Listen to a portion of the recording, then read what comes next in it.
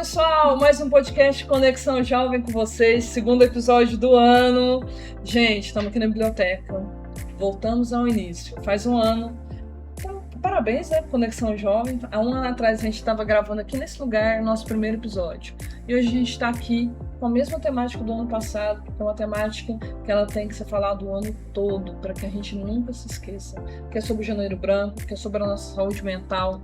E hoje nós trouxemos uma convidada especial, né, Stefinha? Stefinha tá aqui comigo hoje, gente. Dá um oi aí, Stefinha, pra galera. Oi, pessoal! Hoje a Stefinha tá aqui comigo pra gente fazer essa entrevista maravilhosa com a doutora Danusa, que é psiquiatra infantil, psiquiatra de adolescente, psiquiatra de adultos. Nós te recebemos com muito carinho, obrigado pelo convite. Obrigado por investir o seu tempo conosco, com nossos adolescentes. Ah. Doutora, vamos lá. A gente se fala muito hoje sobre saúde mental, e tem muito mito. O que é realmente saúde mental? Vamos começar colocando um pouquinho dos pingos nos is. A gente fala que saúde, no geral, a OMS tem, né, a Organização Mundial da Saúde, tem ela define saúde não só como ausência de uma doença, né? E aí, para a saúde mental, a gente vai seguindo isso também. A saúde mental não é só a ausência de um transtorno mental, mas também um bem-estar físico, emocional, psicológico. Então, assim, envolve várias esferas da vida, não só o fato de eu não estar doente não garante que eu tenha uma saúde mental válida, né? Então esse é um ponto muito importante que às vezes a gente se confunde quando a gente pensa nisso, né? A falta de adoecimento como significa que eu tenho uma boa saúde mental, e nem sempre isso é verdade. Aí a gente entra muito naquela questão do preconceito, né? A gente tem hoje muito um preconceito em relação à saúde mental, né? Fica... Para você como médica, como é que você consegue lidar ali dentro do consultório? Porque esse auto-preconceito que o paciente tem, né? Eu não posso assumir que eu tenho um problema de saúde mental. Eu acho que a gente hoje vive um viés que são dois pontos. Um deles é uma certa banalização, então uma certa levar como se todo mundo tem esse diagnóstico, né? E por outro lado, quando as pessoas têm um diagnóstico, tem uma certa dificuldade de entender. Eu costumo, sempre ir pela questão a gente chama de psicoeducação, que é essa educação em saúde mental, né? É a gente ensinar pro paciente, pro familiar, pra pessoa que tá ali buscando, né? E nesse caso aqui, a gente levar essa educação em saúde para todo mundo, e super importante isso, né? De fazer num serviço de educação, que é isso, explicar pro paciente do que eu tô falando quando eu digo que ele tem ou um adoecimento, ou sinais sugestivos que podem dizer de um adoecimento futuro, ou alguma sintomatologia. Então, eu sempre tento explicar que a saúde mental, a nossa vida tem algumas, tem uma certa funcionamento ali, que o cérebro, porque a saúde mental não é essa coisa transcendental, que vem ali, que é quase um querer, que depende da nossa força de vontade apenas. Então, se eu falar pro meu coração, bate mais rápido ou bate mais fraco, não adianta, ele não vai me ouvir. E pro meu cérebro, não adianta só a minha força de vontade se eu estiver frente a um adoecimento. Não adianta eu dizer, não se importe com essa situação, fique feliz, você não tem motivos. Não é da ordem do desejo explicitamente. Talvez seja o maior ponto de embate quando a gente vai falar sobre saúde mental, é que sempre tem essa coisa é só você se esforçar, é só você querer. Como se a gente, uma pessoa com uma perna quebrada, a gente não fala, é só você querer que seu osso colhe. Mas a gente diz isso com uma certa frequência para pessoas com questões de adoecimento e saúde mental, como se o cérebro não fosse um órgão com poder, com um funcionamento próprio. Então a gente não pode falar, aumenta o nível de neurotransmissor, aumenta esse funcionamento, melhora isso. Assim como a gente não fala para o nosso coração para ele bater mais rápido ou mais forte só com a força do nosso pensamento. Então a primeira coisa é dizer isso, é o cérebro, um cérebro que está doente, e é o órgão, puxando a sardinha pro meu lado, mais importante do corpo humano. Existe transplante de tudo de cérebro, nós não temos ainda, assim, de vários órgãos, mas... Então ele é um órgão que comanda o outro. Então a gente está falando de um adoecimento que é verdadeiro, ainda que eu não tenha um exame, porque aí... para diabetes eu vejo lá meu exame que diz que aqui é normal, aqui é anormal. Pro cérebro não tem muito isso, então vira uma coisa do tipo, seu médico tá exagerando, você que tá exagerando, você que falou isso. Tem uma certa banalização também desse adoecimento, como se fosse só da ordem da vontade, ou como se fosse É só a gente querer que esse padrão vai mudar, né? E a gente sabe que não é bem assim. Essa banalização, né, gente? Eu vou falar, doutora, porque eu falo com muita propriedade, gente. Com 7 anos, eu fui diagnosticada com depressão infantil. E, qual o motivo? Não tem motivo. Tem um adoecimento. E uma criança de 7 anos, acho que a doutora Danusa é melhor do que eu vou falar da minha experiência, mas ela vai falar da experiência dela com quantas crianças, tenho certeza que ela já atendeu. Então, para uma criança em depressão, e eu falo isso muito para os pais, tá? Porque hoje a gente tem muito isso que a doutora Danusa falou, que é, não, isso aí é frescura, que ela disse, né? No exame não prova, mas a pessoa está adoecida mentalmente. E eu me lembro daquela depressão aos 7 anos, como se fosse hoje. Eu lembro o que eu sentia, eu lembro onde eu estava deitada, eu lembro sonhos que eu tive, e foi muito difícil. E sair daquela depressão me custou 7 anos de medicação. Eu parei de tomar os medicamentos para depressão aos 14 anos de idade.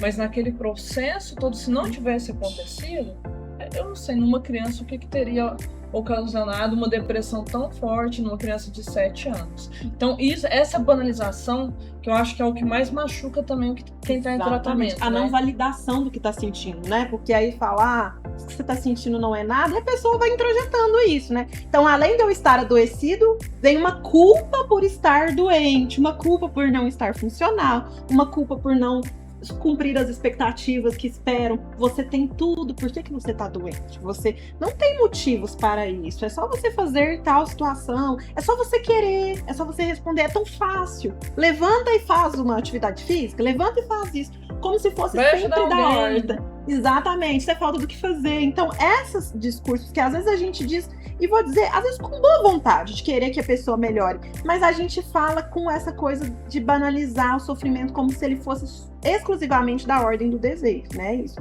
é uma questão que a gente fala, né, biopsicossocial, tem a ver com questões de neurotransmissores que não estão funcionando ali, às vezes não tem nenhum trauma, nenhuma vivência, mas podem ter também uma questão biopsíquica ali, uma questão social, porque às vezes, né, a gente sabe que contextos sociais muito vulneráveis vão favorecer muitos adoecimentos em saúde mental, né? Isso é algo já dado, né? Então, a gente precisa levar em consideração todos esses fatores quando a gente olha para uma pessoa e diz para ela, é só você querer, não é verdade.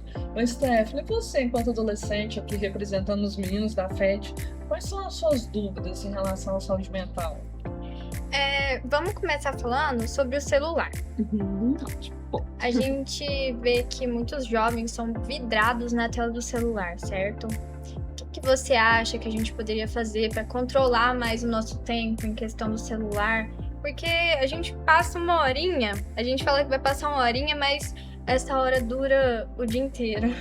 Ótimo, o celular é uma via de mão dupla, né, gente? Eu acho que vocês jovens nasceram nessa época. É difícil para eu dizer para vocês assim, não usem o celular na minha época, né? Assim, até eu que não nasci nessa época, hoje em dia tenho uma relação com o celular muito, muito difícil. Então, eu super entendo os jovens, porque antigamente a nossa rede social era na nossa vida, era a nossa vizinhança, era nossos colegas. Hoje em dia a rede social realmente está no celular. E eu entendo que às vezes ele é um acessório muito importante ali, né? Onde está a sua galera. Só que, ao mesmo tempo, a gente não pode fechar os olhos para os malefícios disso, né? Para os malefícios dessa interação, que é uma interação importante e válida, gente. Claramente, a relação que você tem com um amigo e desenvolve ali na rede social, ela não é menor do que de um amigo próximo. Às vezes ela é realmente onde você tem. Então, eu não demonizo o uso do celular, até porque não tem como voltar atrás. O mundo é para frente e esse mundo é digital mesmo. Mas que a gente comece a colocar uma coisa que na saúde mental a gente coloca assim, ó. Como é que eu defino se esse sintoma que eu tenho, ele é grave o suficiente para indicar um adoecimento ou ele é uma questão natural? Tipo, todo mundo fica triste, por que isso é depressão e isso aqui é só tristeza? Um parâmetro que a gente usa, já que não existe essa coisa do exame, né? A glicemia até aqui é normal, até aqui é diabetes, a gente usa muito um parâmetro que é assim: o grau de prejuízo e de disfuncionalidade ou sofrimento que ele causa na vida da pessoa. Então, eu posso gostar de ficar no celular, mas se o ficar no celular me atrapalha com as minhas notas, me atrapalha com a minha relação com alguém que está próximo de mim, então eu não converso com a minha amiga próxima porque eu tô sempre no celular, eu gostava muito de jogar, praticar um esporte e agora eu não pratico porque eu só fico no celular, eu começo a ficar desanimada e triste porque tem uma coisa ali da via de mão dupla. Eu tô no celular, mas ao mesmo tempo vai tendo uma angústia. Ou toda angústia que eu tenho, eu quero fugir pro celular de novo, porque ali aonde que eu me desangustio é minha única fonte. Então, atrapalha meus relacionamentos, ou no namoro, ou nas amizades, ou com a família. Começa a me dar certo... se eu fico longe muito tempo, eu começo a ficar muito angustiada, talvez a minha relação já seja um pouco de dependência. Se atrapalha meu sono, se me atrapalha praticar esportes ou pensar outras coisas. Tudo que vira único na nossa vida, então eu não pratico esporte, eu não leio, eu vou com nota ruim para a escola, eu não durmo muito bem. Se alguém me chama para sair, para fazer uma coisa e eu não posso levar o celular, ficar um final de semana numa fazenda e não pega o celular, eu não vou. Começa a ser um sinal de alerta que essa relação, ela é prejudicial. Não tem 880, né? A gente vai ter que avaliar, então, como é que a gente pode fazer? E aí já me diz que é uma relação que não tá tão saudável. Mas, claro, se eu uso para conversar com uma amiga, mas quando eu estou com outro presencialmente, eu consigo ter uma interação e deixar ele fora, ótimo. Então, talvez eu consiga manter uma relação. Se eu me proponho, hoje eu vou mexer só 2 horas ou 3 horas, e é bom a gente colocar esses alarmezinhos pra gente não ficar lá, e eu não consigo fazer isso de maneira alguma e me angustia, talvez a minha relação seja meio problemática. E as relações com as mídias digitais, né? Então, assim, se eu uso o Instagram e eu me comparo com todo mundo que tá lá, e depois que eu saio do Instagram eu estou, assim, super triste, super ruim, me achando super feia, ou com super dificuldade para poder gostar de quem eu sou, também nos sinaliza que essa relação não é tão benéfica para nossa saúde mental. Então, é um sinais de alerta que a gente pode ficar de olho no nosso dia a dia. Entrando nessa parte de comparação, que a gente vê muito entre os jovens, o que você acha da comparação na escola? Provações, comparação de alunos, amigos. Às vezes eu me comparo com uma amiga, que é muito normal para alguns jovens. Às vezes eu fico desanimada porque minha amiga falou algo pra mim. Provações, bullying. O que você acha que podemos lidar com isso? Então, assim, é claro que você falou assim uma coisa ótima. Eu me comparo com uma amiga. É natural mesmo, porque a gente se molda a partir de um olhar do outro. E na adolescência, o grupo de amigos, quando a gente é criança, não, a gente se espelha no pai, na mãe, no cuidador, na avó, em alguém que é uma figura. Quando a gente é adolescente, né, no caso de vocês, a nossa figura de comparação, o nosso grupo, são nossos amigos mesmo. Então, a gente vai ter uma questão de comparação com eles mesmo, que é normal. Assim como eu disse, o problema sempre está na intensidade com que isso acontece. Então, se nada que eu faço é válido, e nunca tem valor, eu consigo uma coisa, mas eu estava feliz com a minha nota, mas quando eu via da minha colega, aquilo me deixou muito mal. Se quando eu vejo uma questão do outro, nunca nada que eu faço tem valor, nunca nada que eu faço, eu nunca estou certa, eu nunca me sinto bem comigo mesmo, porque sempre o meu parâmetro de comparação é o outro, começa a me sinalizar que alguma coisa não está muito bem. Talvez eu precise trabalhar isso em terapia, reavaliar, ou se eu tô sempre com essa sensação mesmo de tristeza, nenhuma coisa que eu faça, essa coisa da autocobrança exagerada, talvez realmente precise de um suporte profissional. E aí o bullying, o cyberbullying, né, que é esse bullying que acontece nas redes digitais, sempre ocorreu, na minha época também tinha. Gente, as redes sociais e o celular transcendeu isso, que às vezes era restrito ao ambiente escolar. Então, mesmo quando tinha bullying, né, não vou longe, na minha época, eu chegava em casa, acabou. Chegava em casa, eu tinha um descanso. Hoje em dia, as redes sociais não dão esse descanso. Então, você tá sempre em constante. Então, é um efeito muito maior, ampliado, que não tem folga. E isso é muito correlacionado com transtornos mentais. Quero dizer com correlacionados, né? Essa questão de podem causar ou aumentar, né, os transtornos mentais mesmo, gerar enorme frustração. E essa pessoa que sofreu também gera um jeito dela pensar que pode modificar, e às vezes ela faz isso com outra pessoa. Vai virando um ciclo muito pesado que a gente precisa falar mesmo com propriedade do bullying, do cyberbullying nas escolas. Ô, Danusa, você me fez lembrar de uma coisa importante. Eu trabalho com adolescentes há muitos anos. E eu percebo um grande aumento hoje no meio dos adolescentes da questão da ansiedade. Eu já atendi adolescente que ele tem uma ansiedade leve, que você conversa ali com ele se acalma e tudo, e já atendi adolescente que, se você deixar, ele chega a convulsionar por causa da ansiedade. Você acha que essa ansiedade, eu percebo assim, né? Vamos supor que tem 20, 25 anos que eu trabalho com adolescentes. Eu percebo um aumento dentro da faixa etária que eu trabalho enorme na questão da ansiedade. Você acha que tem muito a ver com essa questão digital? Ou não só o digital, mas com a mudança da nossa sociedade num todo? Tem um aumento mesmo no número de casos de ansiedade, transtornos ansiosos, porque a gente tem um grupo grande de transtornos ansiosos na infância e na adolescência. Tem esse aumento mesmo. E aí, vamos pensar o que é ansiedade, até para dizer se aumentou ou não, pra gente pensar se essas coisas. Ansiedade é uma emoção normal. Lá no Divertidamente tá dizendo, é uma emoçãozinha, todo mundo tem, é importante, inclusive, pra gente chegar na hora, pra gente se preparar pro futuro, pra gente se preparar. Então, é ótimo que a gente tem.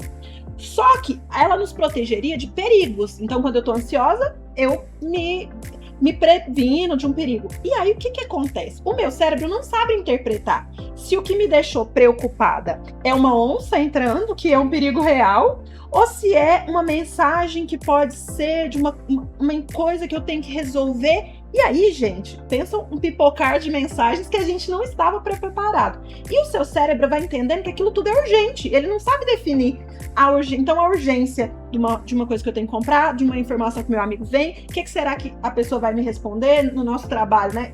Meu chefe está mandando uma mensagem, será que isso é importante? O nosso cérebro vai se sentindo em constante estado de alerta e de perigo. Então, as nossas demandas aumentaram muito ao longo da nossa vida. E aí, o celular, antes eu conseguia ter um alívio. Terminei o trabalho, eu terminei a escola, vou para minha casa, depois amanhã eu vejo meu problema. Não, chega e-mail, chega mensagem do grupo da escola, dos amigos, tudo ao mesmo tempo. Então, meu cérebro vai interpretando que eu tenho um monte de coisas para resolver e ele pode começar a interpretar essas mensagens todas como um micro sinal de alerta de que alguma coisa não vai bem. Então, a gente fica em constante estado de alguma coisa vai acontecer de errado, alguma coisa vai acontecer de errado. Então, a ansiedade é tipo o alarme do carro. Mas o transtorno ansioso é um alarme então o alarme do carro serve para nos proteger. Ok, se aparecer alguém para roubar, ele vai apitar.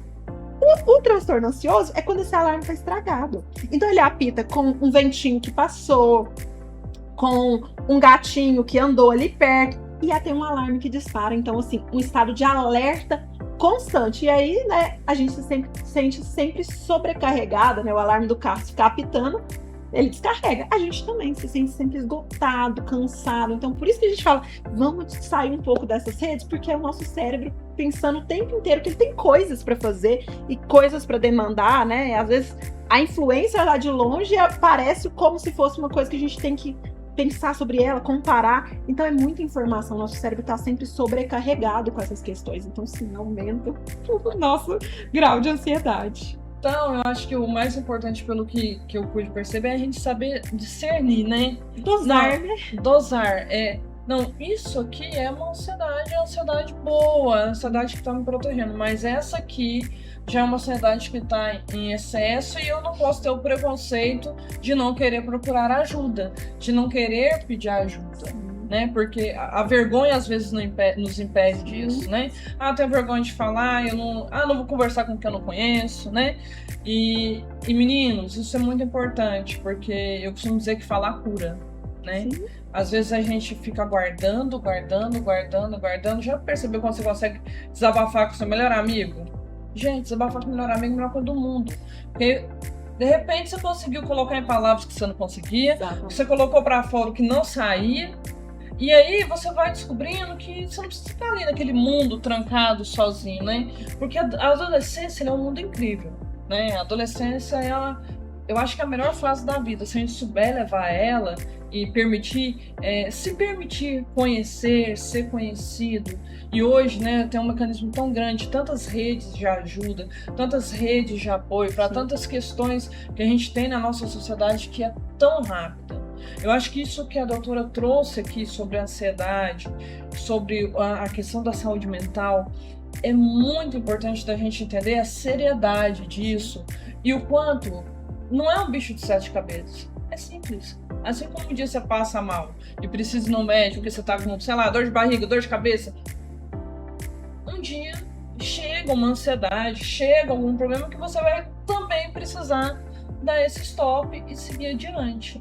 E nesse de dar o stop, de seguir adiante, ou até um método de prevenção, quais seriam uma forma de autocuidado na saúde mental? Não, eu sou adolescente, tenho aqui 15 anos, doutora, tô ansiosa com um monte de coisa, é vestibular, é emprego, é meu pai, minha mãe, periquito, papagaio.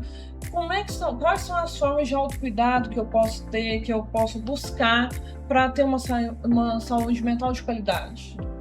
Um bom ponto. Não tem receita mágica, né, claramente, porque cada pessoa vai se identificar em um ponto. Mas a gente tem alguns pilares que são essenciais, assim, muito importantes para a saúde como um todo, né? A gente bate sempre na tecla, então, dessa questão de diminuir o tempo de telas, isso é importante. Um sono de qualidade. Gente, vocês adolescentes às vezes não gostam de dormir muito tarde, acordar cedo, fica naquela briga, gente, mas dormir é uma das coisas que a gente precisa muito valorizar. O sono de qualidade, ele melhora muito as questões emocionais. Então, assim, é uma coisa que a gente precisa bater nessa tecla. E atividade física, se eu for colocar fora desse contexto de buscar ajuda, né? A terapia é uma questão muito importante, que não precisa para terapia você ter um transtorno. É isso, é um lugar onde eu vou falar com uma pessoa capacitada, né? Então, falar com um amigo é bom, mas às vezes falar, mas meu amigo vai achar isso de mim? Não, aquela pessoa tá ali preparada. E lembrar, gente, você no geral não é a única pessoa que sente o que você tá sentindo. Porque às vezes a gente fica, só eu que sinto, só eu que penso isso, só acontece comigo. No geral, não. Assim, a maioria dos adolescentes, crianças que conversaram comigo, eles nunca eram assim, o caso único que só eles sentiam. E isso é bom pra gente entender assim, tem uma solução pro que eu tô sentindo. Porque a desesperança de pensar, não tem jeito de eu resolver, é muito ruim. E aí, bater nessa tecla da atividade física. A atividade física é algo assim, escolher o que você gosta, né? Jovem pode se dar ao luxo de fazer o que gosta, né? As pessoas mais velhas precisam ter alguma coisa com a musculação também, mas o jovem, ele pode fazer uma atividade física que faça sentido para ele. Balé, futebol, seja qual faça sentido, e ter hobbies, assim, ter coisas que eu falo assim, que brilhem seus olhos. Pode ser escrever um diário, pode ser, todo sexta eu saio com o meu cachorro, eu tenho um cachorro que faço isso, eu gosto de cantar no chuveiro. Tenha algo que tenha um certo, que ele não precisa ser algo, ganhar corrida, um hobby com intenção ali, que ele seja o hobby mais inútil, vamos dizer assim, porque isso é muito importante, porque é uma coisa que você pensa, isso eu faço pra mim. Então, ler um livro é bom, é muito legal, mas se não for algo que vai te, né, aumentar, invista nisso, tire tempo para fazer esse tipo de coisa, que às vezes é uma coisa que o celular toma um tempinho, né? A gente deixa de fazer algo que a gente gosta ali no tédio para ficar na rede social. Ali, né, como a Stephanie até falou, quando vê o dia passou. Mas invista nisso, coloque a atividade física, um hobby, uma boa noite de sono, uma alimentação balanceada. Na adolescência, a gente não recomenda o uso de bebidas alcoólicas, até porque, né, assim, tem uma coisa jurídica, mas tem uma coisa também de saúde mental, que eles pioram muito, né? Às vezes a gente pensa, não, isso melhora o que eu tô sentindo, mas é uma fonte de escapismo que depois cobra um preço. Então, ficar longe também disso, porque afeta, né? Sem questões morais, mas assim, afeta muito o cérebro nessa fase que está em construção, gente.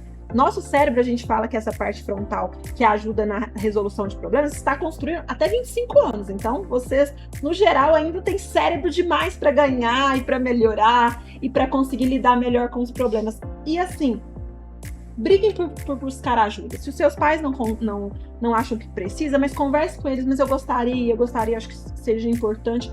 Tenha esse lugar para vocês, né? Um lugar da terapia, um lugar do atendimento, ou se não for possível ali naquele momento, uma coisa de lazer sua, no esporte, em algo que faça sentido. Gente, lembrando, né, a doutora falou isso, eu me lembrei, aqui na FET a gente tem o nosso centro do psicossocial, onde vocês vão encontrar os nossos psicólogos, as nossas assistentes sociais, que estão aqui para dar todo o apoio, todo o respaldo para vocês, encaminhar, ajudar da melhor forma possível, para que cada dia mais a saúde mental de vocês possa ser de mais qualidade, que vocês venham ter mais alegria no viver do que tristezas em viver. Tristeza e alegria, elas vão se fazer parte da vida, com né, certeza, doutora? estão os dois lá no Divertidamente, Né? veja o filme, inclusive. Mas a gente tem que buscar sempre aquilo que nos faça, que nos traga algum bem, né? Que nos traga uma alegria, essa vontade de viver, né? Equilíbrio. Stephanie, tem mais alguma coisa que você gostaria de perguntar para a doutora? Doutora, o que você acha que pode ajudar os jovens a cuidar melhor da sua saúde mental? Então, essas coisas todas que a gente pode ir colocando no dia a dia. E uma outra coisa, assim, eu sei que é muito difícil, às vezes, na adolescência, essas relações, às vezes, com os mais velhos, porque a gente fica numa posição ali, me coloco nessa, de quem quer julgar muito, e eu sei o jeito certo de viver. Então, assim, importante que os pais também se coloquem abertos, mas tentar ouvir experiências, às vezes, que eles já ouviram também, né, para além de todas essas coisas, mas experiências do que eles já ouviram, e ter um adulto ali para chamar de seu amigo também, porque às vezes tem experiências que eles podem passar dessa forma, não, quero dizer como você deve viver, mas que ajuda, inclusive, a gente balizar o que tá sentindo, porque às vezes na angústia do adolescente, aquilo é o fim do mundo, aquela coisa terrível que eu tô sentindo, não tem solução, eu não consigo pedir ajuda, e às vezes um adulto, pode ser, né, um profissional de saúde mental, mas às vezes pode ser um professor com quem você tenha vínculo, ele pode ser um espelhamento para dizer assim, calma, eu já passei por isso, e eu fui por esse caminho, vai dar certo, pode se acalmar. Às vezes a gente compartilhar aquilo que nos angustia pode dar um contorno pra gente saber, inclusive, não vai resolver o problema claramente naquele momento, mas nos faz olhar pro problema de uma forma um pouco diferente.